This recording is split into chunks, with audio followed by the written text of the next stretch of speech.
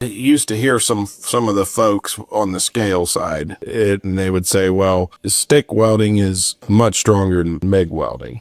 MIG welding is a lot easier to do. Stick welding out of position, you can't beat it. And I think that's the beauty of stick welding. You can do overhead verticals. With MIG, it's troublesome. Your opinion, doing this for more than 30 years, stick welding is better, especially for out of position. Especially for, in the field, like with stick, you can weld dirty steel. The cleaner, the better with the MIG. It's more of you got to pamper it, I'm going to say. Gotcha. Everything's got to be cleaner. Yeah.